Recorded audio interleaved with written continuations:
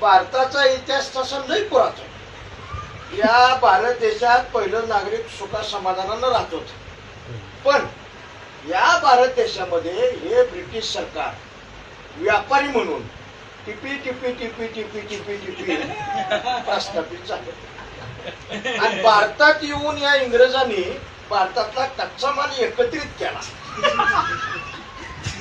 आणि एकत्रित केलेला कच्चा माल इंग्लंड मध्ये नेला आणि इंग्रजांनी आपल्या देशात नेऊन या कच्च्या मालाचं रूपांतर पक्क्या मालात. मोठा इतिहास. आता ह्यो पक्का झालेला माल इकायचा कुठं? या भारतात. आणि भारतात इंग्रज आले, पक्का माल घेऊन आले आणि जिथं तिथं वसाहती स्थापन केलं, दुकानं मांडली, आवचा भाव लावला, एकाचं डबल केलं. आणि ज्या भारतीय नागरिकांनी त्यांच्या दुकानाला वसाहतीला विरोध केला त्याला उचलला, जेलमध्ये टाकला.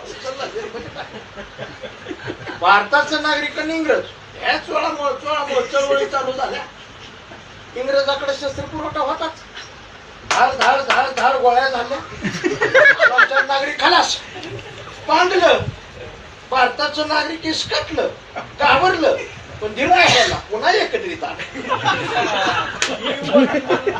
आणि एकत्रित येऊन या भारतीय नागरिकांनी क्रांतिकारी संघटना स्थापन केल्या. क्रांतिकारी संघटनेचे पांढरे कपडे घातलेले क्रांतिकारी आणि पुन्हा इंग्रज यांच्यात हे चोळामोळ चळवळी. पुन्हा इंग्रजांनी शस्त्र पुरवठा करला, धाड गोळ्या चालल्या, 2-4 क्रांतिकारक शहीद झाले. पण धीर नाही सोडला. शेवटी विक्रांतीला विचार करावा लागला. तिनं आपलं विमान भारतात आणलं आणि भारताला स्वातंत्र्य देण्याबद्दल चर्चा चालू केली. निवडक सभासद एका सभागृहात घेतले. इकडून प्रश्न, तिकडून उत्तर, इकडून प्रश्न, तिकडून उत्तर. तासभर चर्चा चालली.